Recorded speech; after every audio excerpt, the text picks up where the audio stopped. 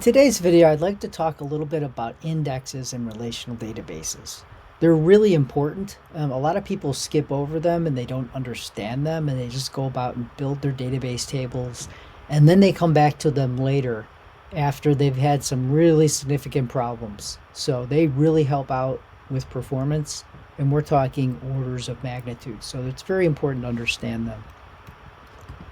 So before we go into the actual details on what to do with indexing, I really want to give you an analogy I like to use when I explain indexes. And it's really, I think, probably how they were named to begin with. If you go to a book, the back of a book, there will be an index. And in that index, you'll have a bunch of terms in it. And it will tell you what pages that those terms appear on inside the book. And an index is very similar to that. It's a structure that relates terms to where they are located within the table. Typically, they're built with a tree structure, a B tree structure. That's the most popular index in a relational database.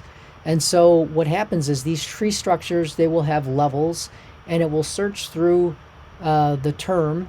They'll use the term to search, and it'll tell it which way to go within the tree. And then it will bring them down a couple of levels, 2, 3, 4 levels, until they get the actual page, which is very similar to the book. So it's a relationship between the term and the page that it appears on, or the pages that it appears on.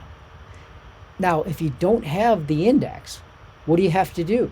You would have to thumb through every page of the book and look for the term that you're looking for. So that's what that scan comes from. You would scan through the page and you would look for the term that you're looking for, which is very inefficient. Now, the index obviously makes that a lot faster. And so that's why we're talking about that today. An index lookup provides a way to jump through to find the relevant pages with a lot less effort. We're talking, instead of, what if you've got a large table and it's got hundreds of thousands of pages or blocks? You would have to scan through them all. Instead, you might be able to hop through an index and do it in less than 10 reads. So that's the kind of performance improvement we're talking about. So now let's talk a little bit, now that we understand what indexes are and why we need them, and just a little bit of how they're structured. What do we look for when we're trying to index queries?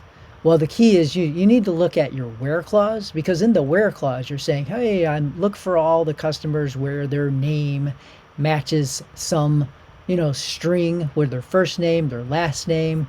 Maybe you're looking for where they're from, what city they live in. And so all these things in the where clause are things that you want to try and index on. And the key when you create an index is you could have multiple columns in an index.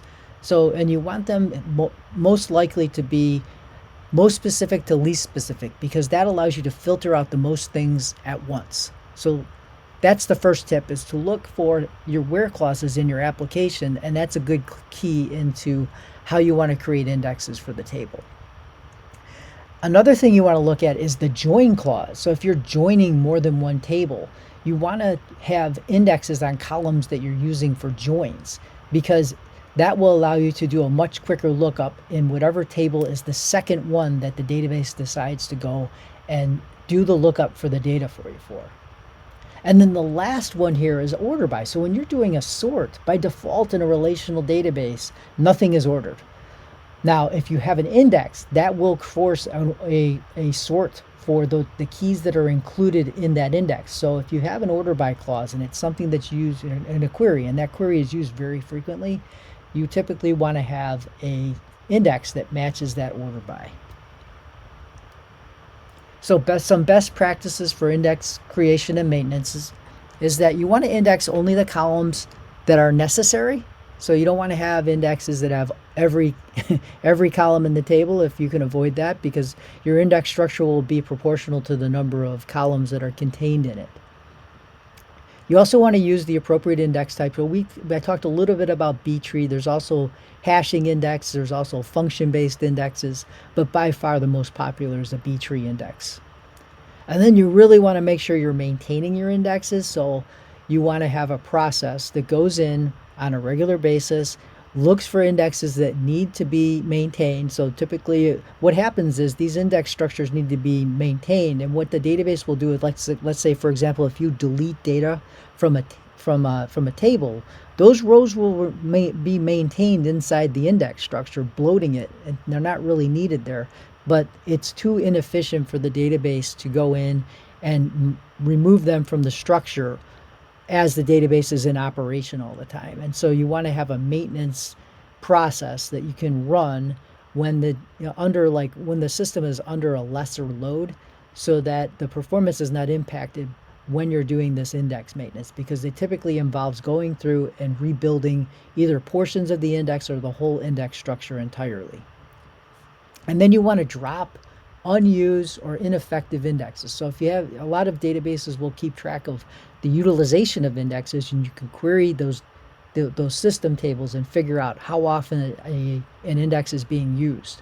Or you might have an index that really is ineffective, meaning that it's really not in the right order. Remember I mentioned that you want to have them in the most specific column first and the least specific last, because if you do it in the opposite order, the index structure is less efficient to search. So some other pitfalls for performance gain, I mentioned the maintenance. So the maintenance needs to be done to address this thing called fragmentation. So fragmented indexes can lead to slower searches, because you're searching through the structure, and there's data in there that is no longer actually part of the table, and so it just makes things slower because it's searching through things that it doesn't need to be considering anymore. And then again, wrong index for the query can negatively impact the performance. So you really want to analyze your indexes and match them up against your queries in your application and make sure that they make sense. And your database does evolve over time. So you'll have some tables that might be very small at first, and then all of a sudden they get an influx of activity and they have a lot more data in them, and then all of a sudden the profile of your application changes considerably. So you really need to keep on top of it and do regular reviews of this stuff. That's all I have for today. I appreciate you watching. Don't forget to like, share, and subscribe to the channel. And if you have a question, please drop it below. I get some of my best video ideas from you guys, so looking forward to them. Thanks.